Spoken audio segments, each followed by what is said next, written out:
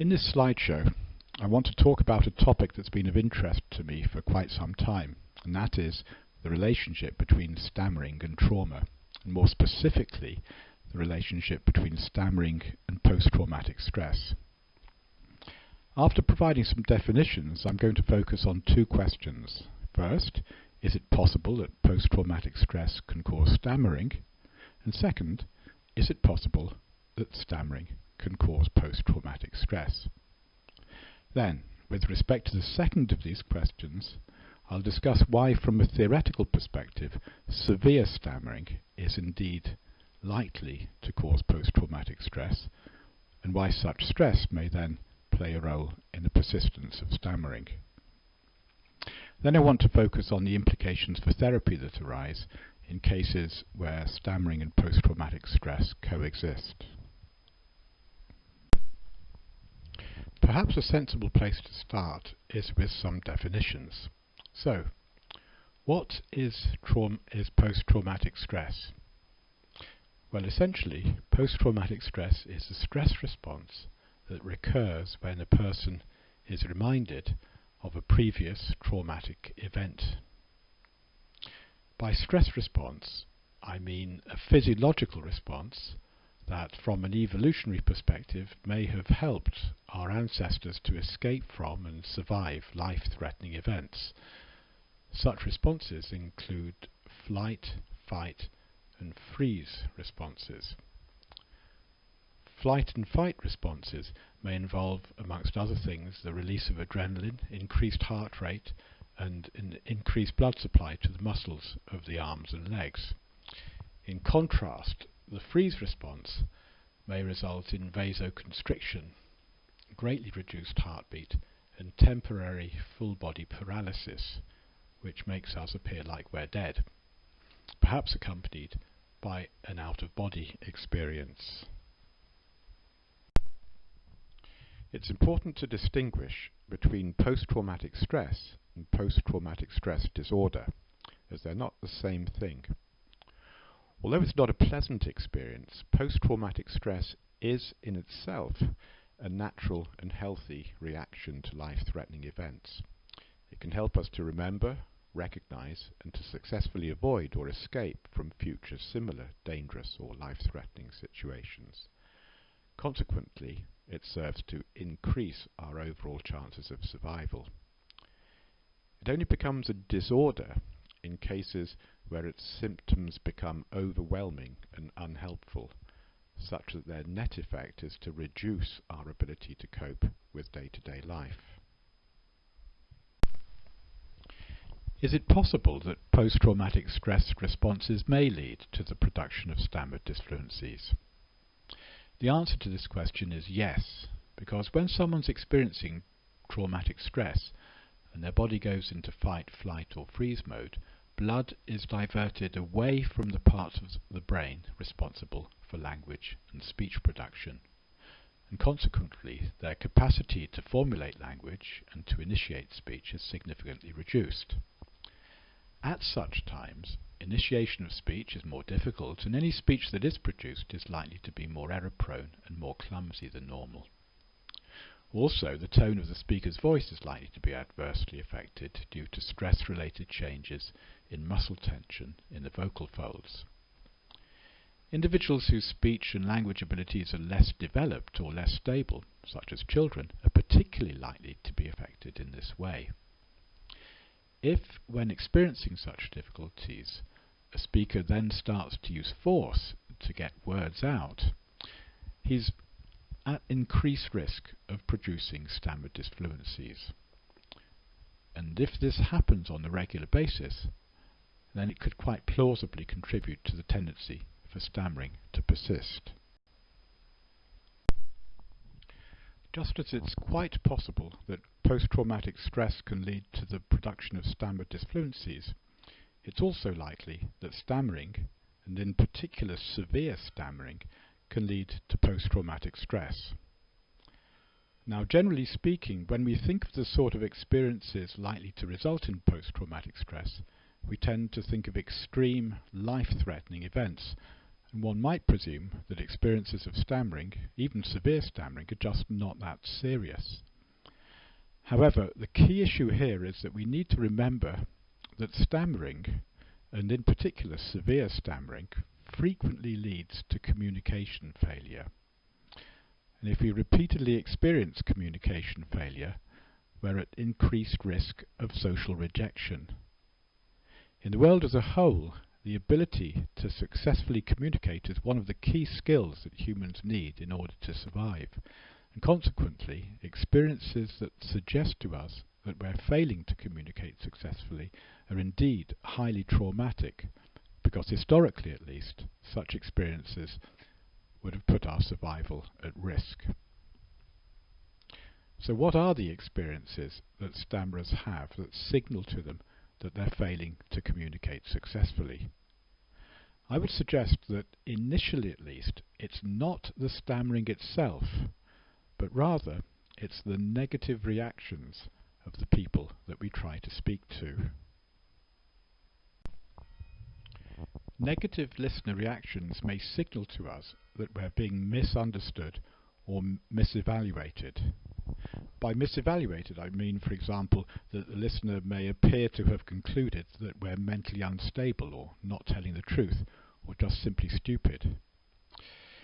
And if listeners become impatient while waiting for us to get our words out, it suggests to us that the window of opportunity to get a message across is starting to close. If you have a severe stammer, it's likely that you will experience negative listener responses such as these on a daily basis. Indeed, perhaps it's because such negative listener responses often do happen on a daily basis that we may be inclined to underestimate how traumatic they are. For many people who stammer, one of the most traumatic stress-inducing experiences of stammering is that of time pressure. Essentially, we feel time pressure in many situations because we know from experience that there's a limited window of opportunity in which to speak, and if it takes us too long to get our words out, we're likely to miss that window of opportunity and fail to get our message across. For people who stammer severely, running out of time is likely to be an everyday experience, as are experiences of people putting the phone down on you, people becoming impatient or getting annoyed because they're in a hurry, and people losing interest and ceasing to listen. Severe stammerers can often vividly recall such experiences, even many years later. If traumatic stress can lead to stammering, and stammering can lead to traumatic stress, then we have the necessary ingredients for the development of a vicious circle. I find this really interesting because one of the properties of vicious circles is that they're self-sustaining. If this sort of vicious circle does become established, it could help explain why a stammer is likely to continue to persist quite irrespective of whether or not the factors that originally caused it still exist. So, having accumulated many experiences of negative listener reactions when speaking, stammerers may find themselves unable to speak fluently because every time they enter a speaking situation, they produce a post-traumatic stress response that deactivates their speech and language production systems. So much for the theory, but what about the empirical evidence? Is there any empirical evidence of a relationship between stammering and trauma or post-traumatic stress? The short answer to this question is that there is some evidence, but it's not very reliable. There are lots of published case studies describing late-onset stammering following trauma. However, most of these studies are of cases where there's also been some physical trauma as well, such as traumatic brain injury. So it's impossible to be certain to what extent the traumatic memory played a role independent of the physical damage. Similarly, lots of people who stammer recount stories of how their stammering started when they were a child after a psychologically traumatic experience. Unfortunately, however, it's impossible to know to what extent such traumatic experiences really played a role in the onset of their stammering. It's quite possible that although a traumatic experience happened around the time that stammering started, that the two are completely unrelated. An early traumatic memory of this kind that people who stammer frequently recount, however, is of stammering at school when having to speak or read aloud in front of the class. And the consistent regularity of such self-reports amongst stammerers does suggest that this type of traumatic experience may contribute at least to the persistence of stammering, if not to its onset, in at least a proportion of children who stammer. Before discussing implications for therapy, I want to recap a bit on what it is about severe stammering that may be so traumatizing to us. And by severe stammering, I mean stammering that slows us down a lot and causes us to take a long time to get words out, quite irrespective of whether or not we produce lots of secondary symptoms. My feeling is that it's not so much the stammering itself, but rather it's the responses we receive from listeners that are traumatizing to us. When we stammer severely, listeners find it difficult to pay attention to us. We're too slow. We may produce distracting secondary symptoms, and our speech lacks normal rhythm and intonation, so their attention is often attracted to the wrong aspects of what we say, and consequently, listeners are likely to lose interest, and they don't enjoy listening to us. They sometimes react negatively to us. All of these listener responses repeatedly impress upon us that when we stammer severely, our performance is often not good enough to successfully communicate the messages that we want to communicate. Consequently, these responses are highly traumatic to us.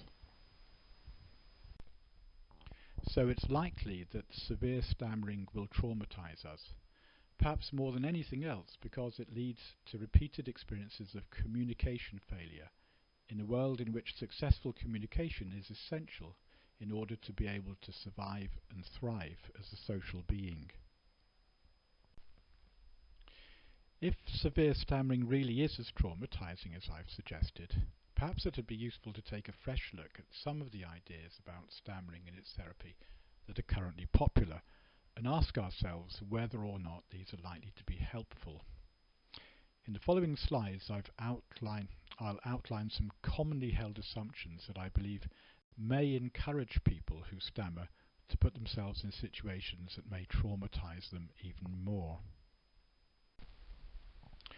One such unhelpful assumption is that it's always okay to take our time.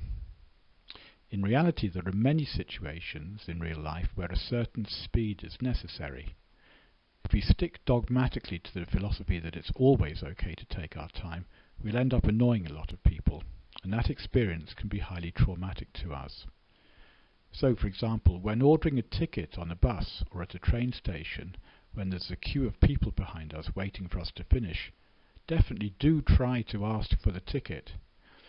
But if you doubt your ability to get the words out more or less straight away, it will be much less traumatizing for you if you have a pre-prepared note ready and waiting that you can show the ticket person should your speech let you down.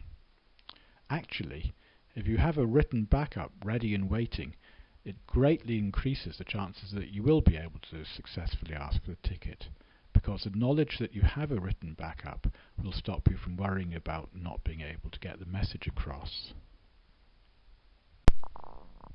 A second unhelpful assumption is that it's always bad to substitute words or to give up.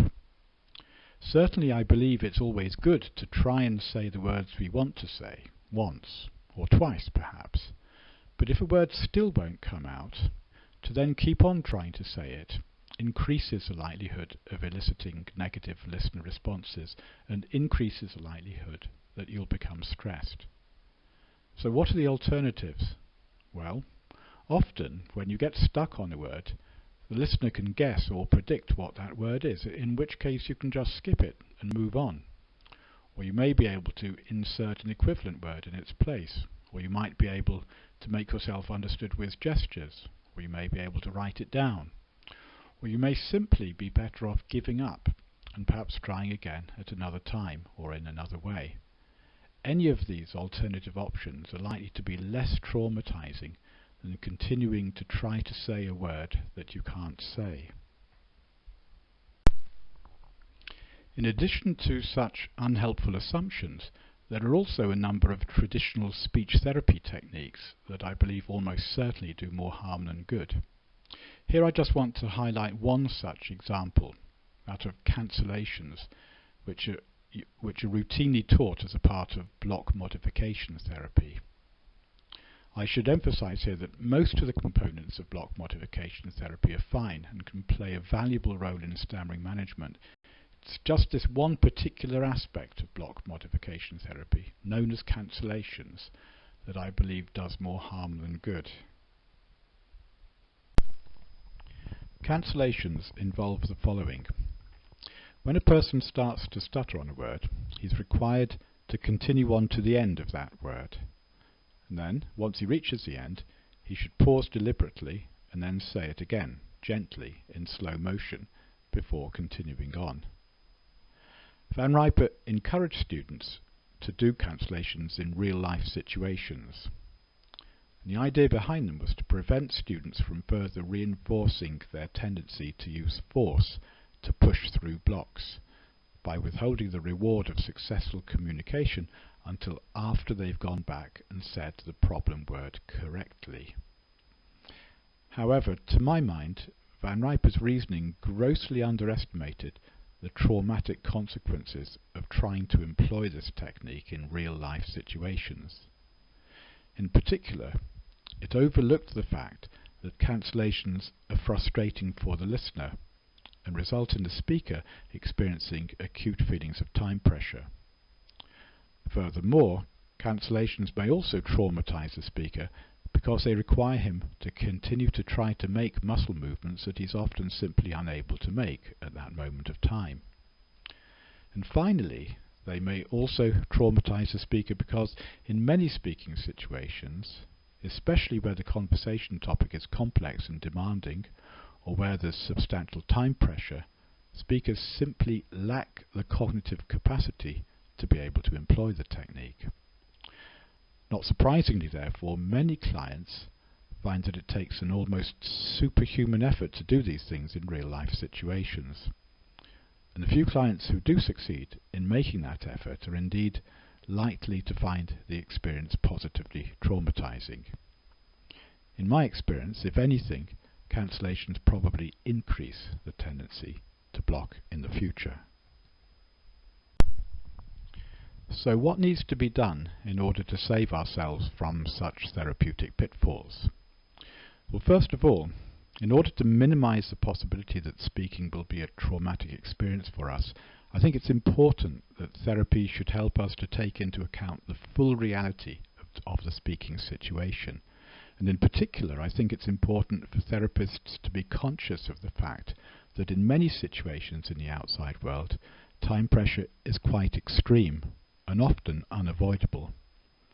In particular, in most real-life conversational settings, there's a limited window of opportunity in which to get the message across. And if we miss that window of opportunity, our communication attempt is likely to fail. Consequently, I would suggest that a key goal of therapy should be to help us to get our message across as quickly as possible in whatever way works best. The longer it takes us to say something, the more likely we are to elicit negative listener responses, and the more likely we are to experience communication failure and to become traumatized. I agree with Van Riper that it's important not to reinforce the habit of pushing through blocks.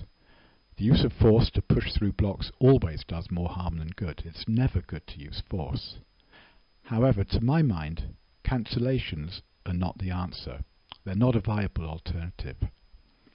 There are better ways of going beyond blocks that do not reinforce the use of force and that do not require us to keep trying to make movements that we can't make. Therapy should encourage us to get on with saying the things that we can say rather than to keep trying to say things that we can't say. To keep going back wastes time and is traumatizing. If you can't say a sound or a word more or less straight away, it's better to give up trying to say that sound or word and to move on. Then, on the odd occasion when it's really necessary in order to get a message across, we should feel free to use a different, easier word or an alternative mode of communication. Therapy should help us to take into account the needs and abilities of the listener. And if we don't adequately take into account the needs of the listener, they're likely to respond negatively to us. In my experience, generally speaking, to help listeners to understand us, maintaining the forward flow of our speech is more important than trying to clearly enunciate each and every word. Finally, in conclusion, I'd like to highlight 4 of the main points of this talk that I've just given. The first is that post-traumatic stress may predispose people to stammering, because post-traumatic stress responses may repeatedly impair our ability to formulate language and to speak. The second is that severe stammering is traumatizing, because it results in repeated failures and experiences of communication failure. And the third is that excessively slow speech is also traumatizing, because it too results in repeated experiences of communication failure. And the fourth is that therapy needs to give a higher priority to helping us to maintain a reasonable speed of communication in whatever way possible.